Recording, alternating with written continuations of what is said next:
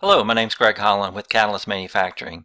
I'm going to give an overview of Catalyst Manufacturing software, which is a ERP, MRP based system for small manufacturing companies. We're going to walk through the process from sales order entry through planning, execution, shipping, and then touch on a little bit of the financials. So we'll get started with a quote. I know a lot of companies don't use quotes, but we'll start the process off there and then move on through customer order entry. The quote entry screen is located underneath the Sales tab. Select Quote Entry, and it pulls up the quote entry screen.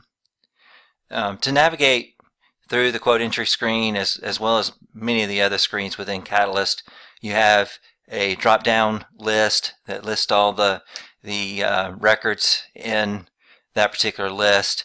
A lot of the major forms also allow you to look up or do an advanced search using an adjacent binoculars search button here, that's shown here, where you can filter your results by different fields and select whatever the criteria list shows.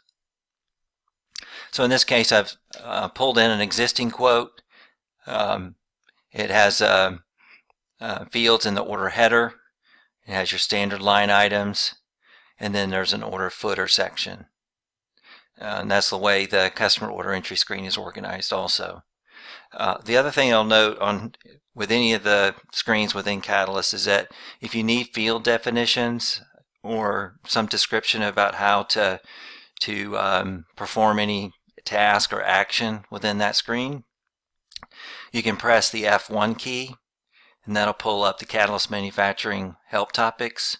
It gives you a description of that screen and the things that you can do in that screen, and there's also all the field definitions to describe what those fields are. Okay, so just a little bit of other information about the quote entry screen. You have the option to either select a customer from the existing customer list, or you can click on the toggle button here to enter a new prospect name. That prospect can also be saved and reused to reuse some of the standard data. Another thing to note with a lot of the forms, you'll see these little pencil edit buttons located beside a list field. Those will allow you to open up the record associated with that drop-down list and either edit the existing record or add a new record. The Prospect Master is set up very similar to the Customer Master and the Vendor Master and other forms into separate pages. It organizes the data by the different categories. Admin page shows who changed the record, who created the record. You can also see tracking along the audit notes related to who changes the record, different fields in the record, when those changes were made and by whom. Okay, we'll close the Prospect Master and return to the quote entry screen. There's also a series of buttons located at the bottom, again similar to most of the other forms within Catalyst, to create a new record. You can copy existing records. This is a delete, printing out of, in this case, the sales quotation. In full editions of the software, the front-end database can be modified in Microsoft Access, so you can add your own customer logos and make other changes to it within Access. So it's very easy to make customizations of that nature. There's also the ability to check available inventory. We'll get into that a little bit more on the customer order entry screen. You can email the quote to the prospect contact or customer contact. You can add the prospect record if it doesn't exist. You can convert the quote to a customer order if it's accepted. And there's other fields for adding quote notes, line notes, and add line documents to each of the quote lines. So we'll move on under the Sales tab to the Customer Order Entry screen. And same format here with the order header, sales line items, and then the order footer. So in this case, I'll go ahead and create a new record. It defaults some of my sales order information to the left. Select a customer. Again, if I had a new customer I wanted to add, I could click on the pencil edit button and either change the existing record or add a new customer record. Returning to my customer order, enter a PO number, an overall order due date, and then I can enter in my sales line items. Before I get there, when I selected the customer, notice it defaulted fields in here for my ship via, freight terms, payment terms, and so on, which came from the shipping page of my customer master. So if I populate those default fields, they'll pull in to the customer order. You won't have to keep entering them every time. So in this case, I'll go ahead and up here and add a standard item. You have two options for adding standard items.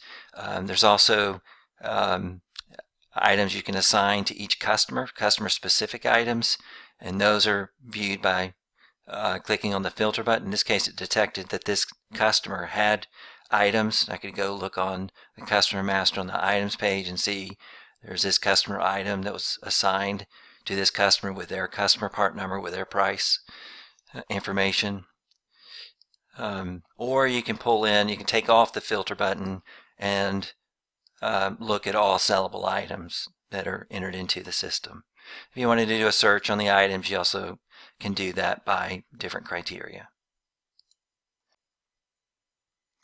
So I'll go ahead and select a standard sellable item from the drop-down list. It doesn't look like there's a unit price populated in the item master for this, so I'll populate the unit price manually, enter an order quantity. The order line due date defaults from the order header, and I also have the option to key in a promise date for the customer for each order line. There's also a quote page for engineering to order companies to enter a quote line based on a model or a template, and then build a quote configuration that they can customize to the customer's user specifications, and then build a quote from that. And we're not going to get into the details on that during this session due to the length of time to get into that functionality, but we can cover that in a separate video. There's a similar set of command buttons at the bottom of the customer order entry screen as we saw on the quote entry screen to create a new record, or copy or clear the record, print the sales order acknowledgement. The sales order acknowledgement, again, can be customized in full editions of the software. You can email from the report menu here, but you could also email the order from the command button. It gives you a little bit more options on text to include in the body of the email, or whether you want to include the documents, line documents in the email as well. Okay, for make to stock companies, there's a check available to promise, check ATP button down here that'll give you the current inventory for the item on hand, as well as anything that you have on order for the item. So at a glance, you can see what's available to ship against. If you're a make to order company, then you're typically not going to have it in stock, and you would have to make it. There's a couple of options here. You can determine capable to promise, add a shop order to it to calculate a calculated available time, schedule finish time based on your available capacity, and see when that part would be, or this item would be available to ship. Notice in this case it linked that shop order to the order line too. So if you have the instance where the line item is not available and it's going to go specifically, you're making it specifically for this order, then you can link the shop order to that. You don't have to do it during order entry. You can do it in one of the later steps that I'll show in a minute, but it just gives you the option to link it here. That gives you visibility of the order You can then double click into it to the shop order master to see what the current status of that order is. If you have certain operations that have been completed, if it's been rescheduled, then what has it been rescheduled to, when is it going to be available, etc. And then you also have your other information related to order status, order notes, line notes, and so on. You can also allocate inventory to a customer order, finished goods inventory to a customer order. You can allocate inventory to a shop order, materials and components to a shop order. It's not required, so I'm not going to cover it in this session, but it does give you the capability to have more control over what inventory, if say lot numbers are going to be used on a FIFO basis, for instance, or toward either a customer order or a shop order. Okay, I'll go ahead and close out the customer order entry screen, and we'll head into planning now. And as you load your requirements into the system in the form of orders, or you also have the ability to populate a forecast. The combination of your orders and your forecast is referred to as independent demand. You can run MRP based on that independent demand to generate your requirements for all your lower level parts and manufactured items, sub-assemblies, basically anything that's on the bill of material for that item. It'll net against what you have on order and what you have on hand, and give you system generated planned orders that you could then convert into either a shop order or a purchase order, and we'll go into that next. So for your manufactured orders, just tell me I have previously released shop orders that haven't been printed. I'm going to say I do not want to print those. The mass release control board allows you to look at planned orders out through a specified release date that need to be made to satisfy the demand after running MRP. So you'll want to set your release date out to pull in planned orders that need to be started so that they're completed by when they're needed, by their requirements or need date. So I'm going to push out this date a little bit further. To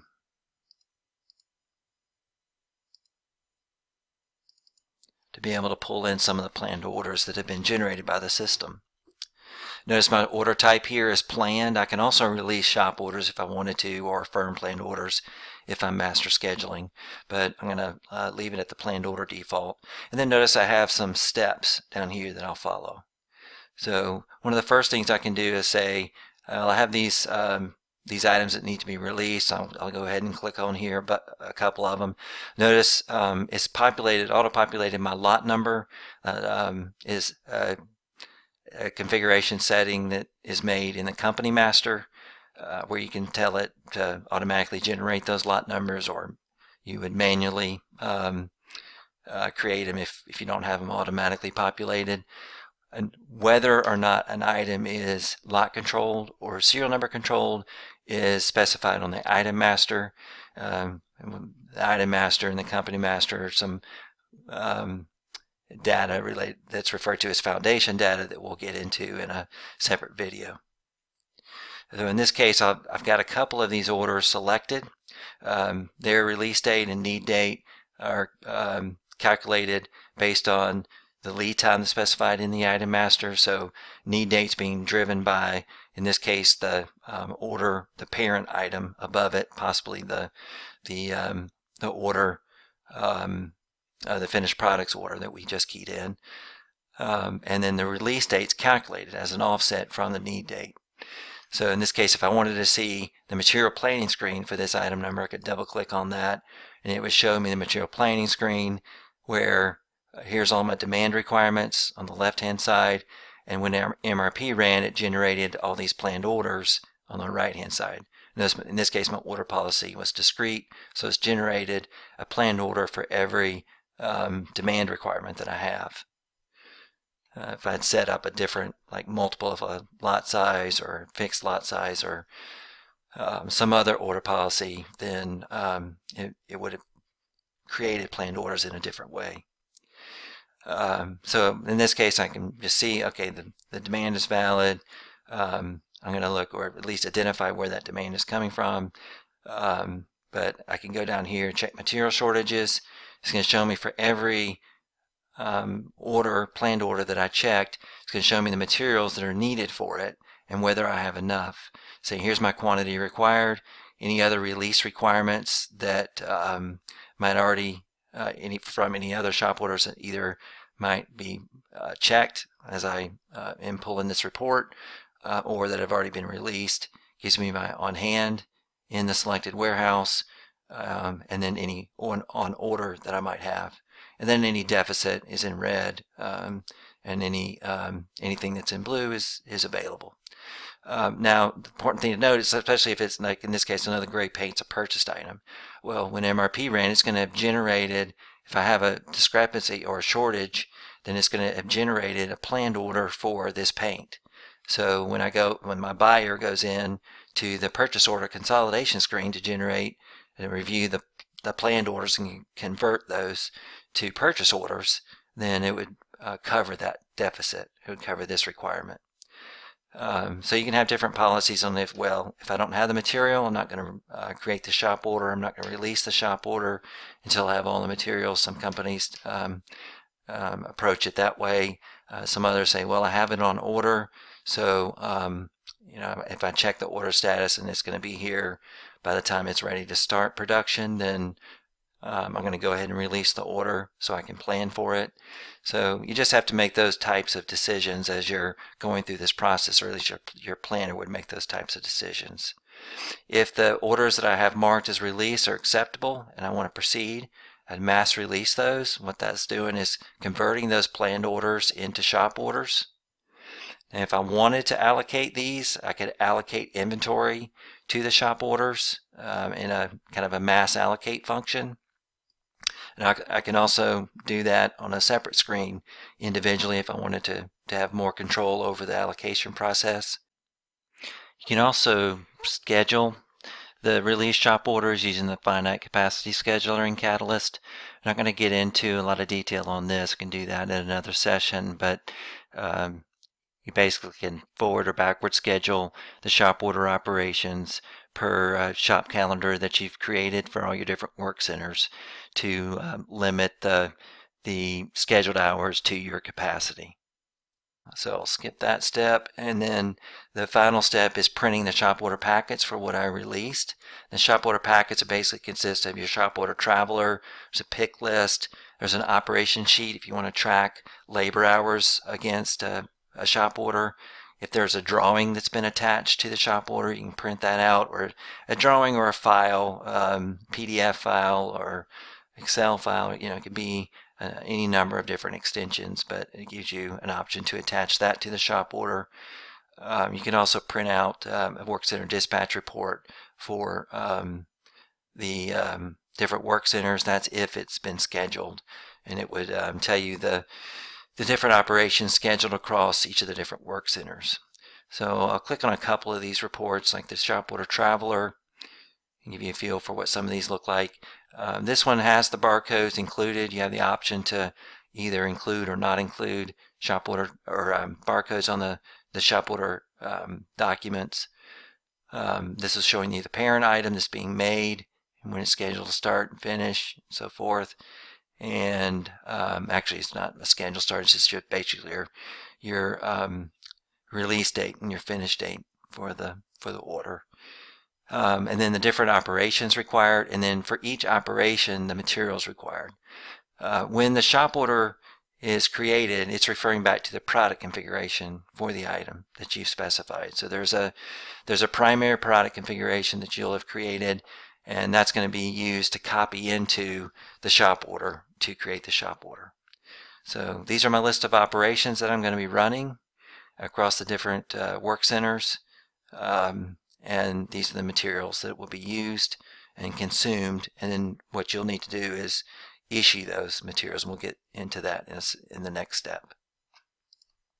in your pick list, which lists all the materials required for all the shop orders that I've selected. You can also, there's also an opportunity to print them off individually if you want to print off shop order documents for just one shop order. You can do that here too by selecting them, but there's also a different screen you can use to pull up the documents for just one shop order.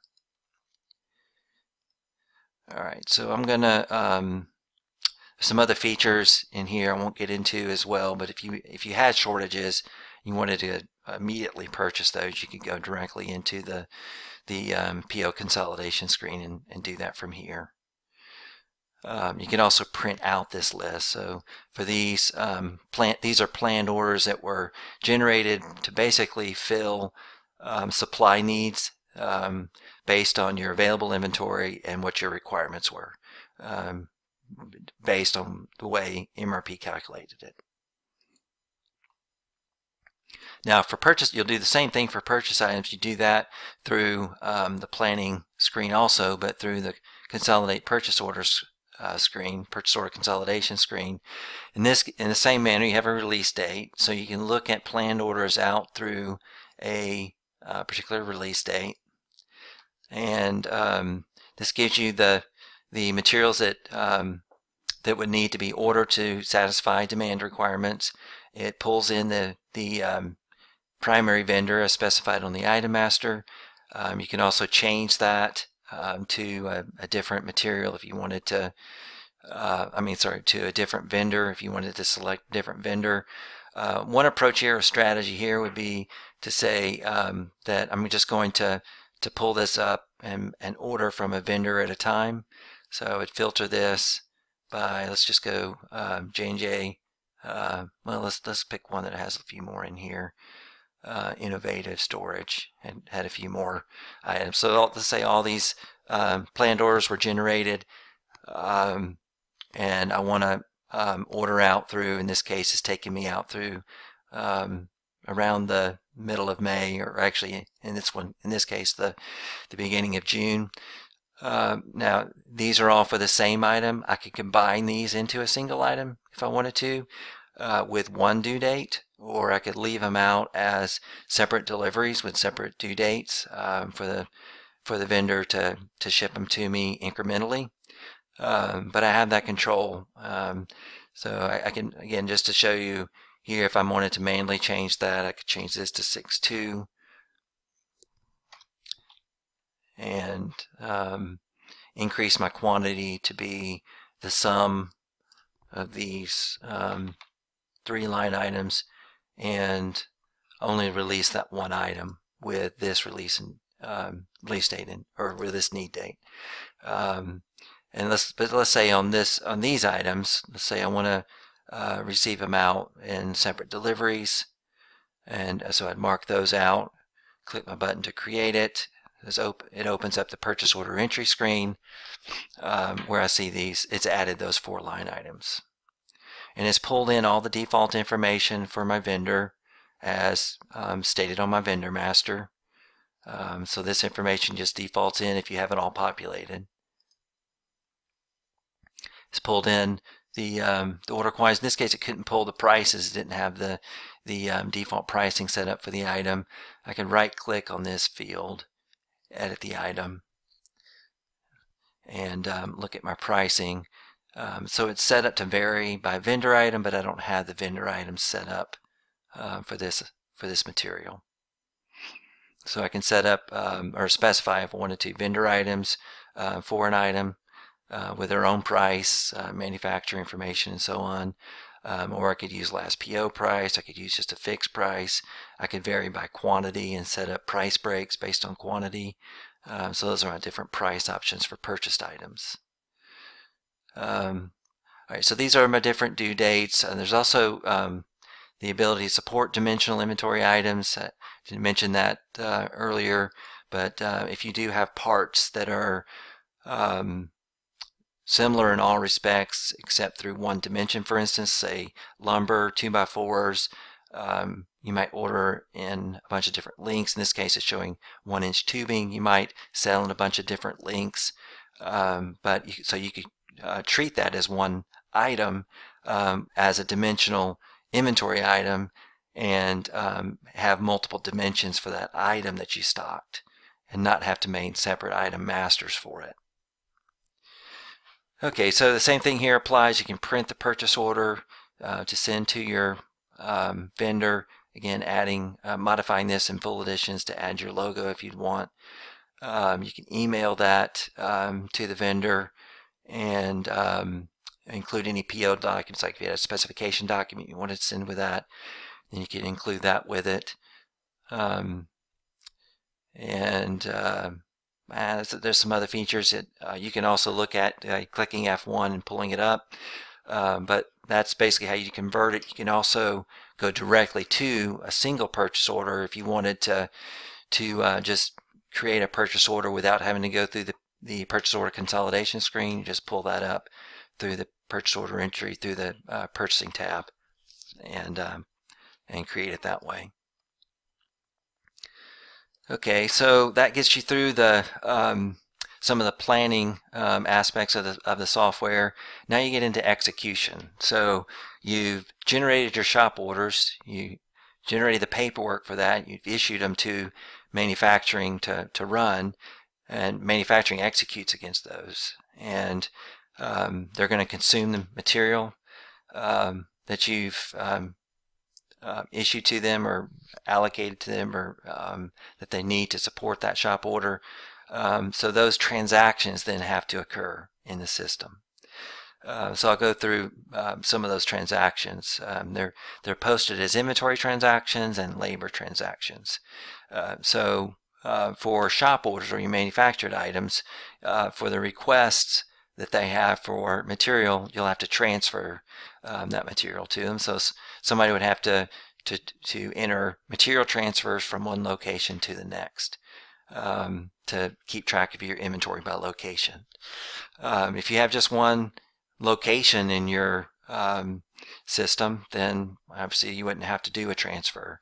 But if you wanted to maintain inventory like in a separate warehouse, a pick location, a staging location, or anything like that, then if you're going to use it at the point of use location in manufacturing, for instance, then you'd have to enter in somebody would have to enter in a transfer transaction to transfer that material to that location. And that's just as simple as entering in the item number, the quantity of the material, and specifying a from location and a to location. Now, if it's serial number control, which is telling me in this case, then you'd have to specify a starting serial number and ending serial number range. If it's lot controlled, you have to specify a lot number. If it's a dimensional inventory item, then you'd have to specify the dimension. I'm not going to continue with the transfer here. I'll just clear the screen. Close the screen. The other transaction is you have to show consumption of material. So you can do that several different ways in Catalyst. You can do it through a single issue material. So if you want to just issue a single material against a shop order, select the item, issue that material to it. You can also enter a mass issue, and that's where you pull up the shop order, and it tells you all the bill of material items, or gives you all the bill of material items. As you select on one of these, it shows you the inventory available for that, and then you can issue the material to it. If you've allocated material, you can load those allocations into this screen and then issue it. So this is how you would issue material that's not backflushed. And backflush, if you haven't heard of that term, refers to the issuing of material automatically at the time of receipt. So your receipt transaction is where you show completion of whatever item that you're making in the shop order. So when I enter a shop order receipt for an item, in this case it's a lot control item, is pulling in the lot number. If I've specified on the shop order, I'll open up this shop order. If I've specified any materials as backflush on the shop order, and that's actually carries over from the product configuration as well. If you set it up on the product configuration, it gets copied into the shop order. So in this case, it's saying that all these materials except for the tubing is backflushed, and which means at the time of receipt, when I enter this receipt, then it prompts me with a backflush confirmation screen based on the standard quantities that are required from my shop order. It tells me what my backflush quantities are. If I use more than this, I can override this quantity and change it to a different quantity. It's telling me what I have on hand. In this case, it tells me after the transaction occurs what I'm going to have after the transaction. So it's going to drive these rivets negative in this case if I proceed with to accept this transaction. It'll allow non-lot controlled items. If it's not a lot controlled item, it'll allow those to go negative. It will not allow a lot controlled item to go negative. But in this case, I'll go ahead and accept, and it's processed those transactions and adjusted the inventory in that location for the receipt, adding to inventory, and for the issue transactions, reducing those from inventory. So if I look at the transaction history for that, or for what I just entered in, it's showing me that it issued these materials. It tells me the quantities that have been issued from the locations, if it was lot control, the lot numbers. These are telling me it was with a big backflush transaction, and here's my production receipt. So it's added this material into inventory. Now I can also look at inventory by location through my inventory by location screen. Also, this is also accessible, by the way, from the inventory screen, both my transaction history and my inventory by location. So I can pull up my my inventory by location and see, actually I think I keyed in 5243 was my receipt quantity that I just keyed in, I believe, from my transaction history. So this allows you to, it gives you another screen to pull up inventory. There's also reports that you can run from this screen, as well as from other menu items to pull up inventory inquiry reports for various items or locations or warehouses. Okay, so let me back out of some of these screens. So in this case, I entered the receipt for shop order 1354. Post receipt, since I met the completion percentage as specified in the item master, it changed this automatically to a complete status. And notice how it updated my quantity issued on the shop order. So this shop order is now complete from an inventory transaction standpoint. If you want to post actual labor against a shop order, against the shop order operations, you can do that several ways. You can backflush the operation similar to the way the material was backflushed and do that at the time of receipt. Or you can post labor against the shop order. You can do it by operation, or you can do it by shop order. So you select the production tab by operation, and you can scan in the shop order or enter in the shop order and the sequence number. Click the start button and it'll capture elapsed time for that shop order operation.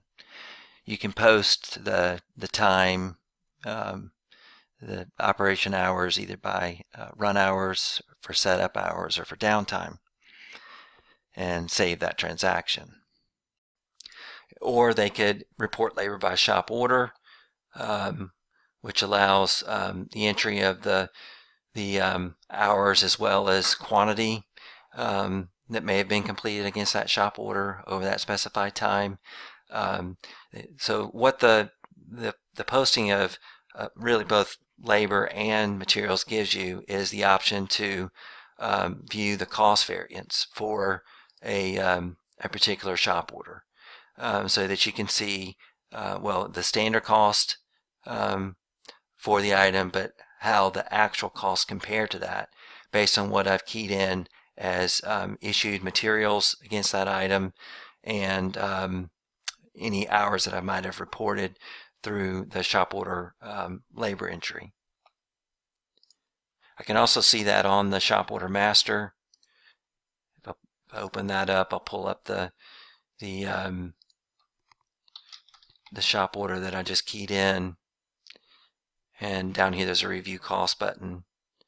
So this is showing me in similar fashion to what I saw on the report, the materials that were required, the labor that was required, and if I had a variance in either material or labor, if I used more or less than what was the standard required, then it gives me the cost of that. And again, I can print that out into the shop order cost variance report. There's a lot of reports you can run to view variances, quantity variances. You can look at transaction detail on the shop orders, cost variance reports. What you want to try to do is catch any data entry errors from somebody keying in a incorrect issue quantity or receipt quantity. So you'll want to have somebody that's reviewing those variances to make sure that the entries are entered in accurately.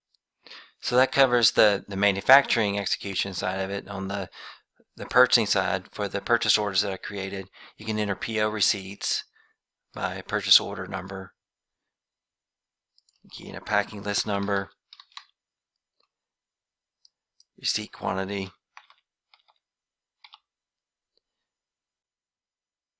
Notice it generated a lot number here based on the automatic setting I have in the company master to generate lot numbers for lot controlled items.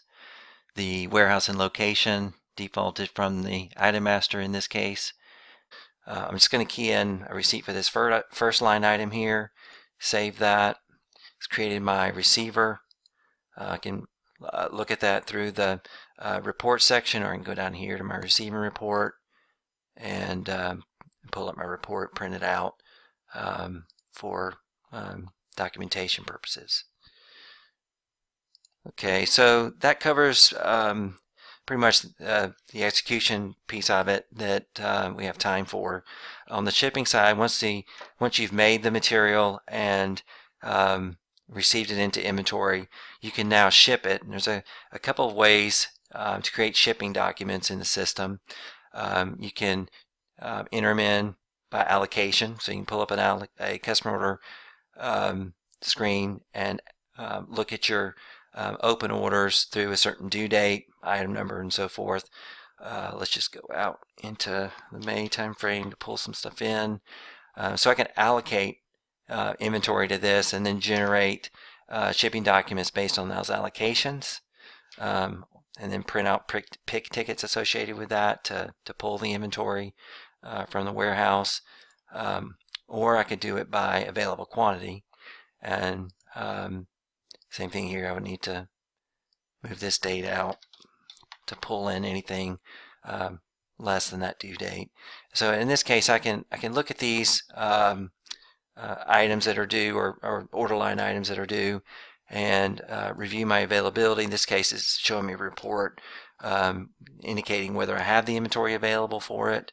This shows me that I've got a couple of line items on, or actually all my line items, it looks like on order 1121 are or can be filled. So I can go ahead and select those for this customer HFF. I can print pick tickets for that to send to the warehouse.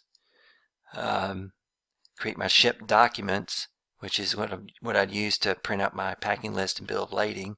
So I'll run that. I can print those from here, but I want to go to the shipping document entry screen, and you can create ship appointments for your shipments as well. But I'm going to go into my shipping document entry screen and pull up the shipping document that I created just a second ago. Pulls in the line items with their default information, weight if it was populated on the item master, and ship quantities for each of those based on the order quantities. So in this case, from here I can print my packing list, show you what that looks like. Again, you can modify this with full editions of the software. It's my bill of lading, and Once the shipment's ready to go, then actually in this case it's telling me it hasn't populated my lot numbers. This is where allocations are handy, because it'll load in your lot numbers based on your available inventory. So in this case I'd have to populate my lot numbers, and I'm not sure I have the inventory for these items. But I'd save this and then enter a ship confirmation. So in this case, all I've done at this point is create the shipping documents to be able to generate my my packing list and bill of lading.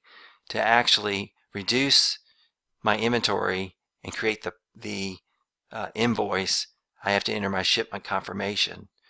And at that point, I can do it either based on my allocations or a specified location to ship from a staging location or whatever. In this case, I didn't check where the inventory was located, so I'm probably going to get warnings when I try to ship the goods. It's going to tell me I'm going to drive it negative. This is prompting me to confirm, but it's saying that this item will create a negative inventory balance in staging, which is my ship location. Do you want to continue? So I do have the option to continue here. It's going to drive the inventory negative. I guess I'll go ahead and do it in this case to create the invoice, because I want to show you what the invoice looks like and what the next steps would be. So I'll just go ahead and create negative balances here. It takes me back to my shipping document entry screen. Now I can go back. Now I can go up to the shipping tab and print my customer invoices. I can email those invoices from this screen, or go to my reports, print out my customer invoices. So I can print them from within Catalyst, but if you have the QuickBooks link, then you can go to the Financial tab and export those invoices to QuickBooks and print them from there. Well, that wraps up our overview of Catalyst Manufacturing. I hope you enjoyed it. If you'd like more information, please contact us at sales@catalyst-mfg.com.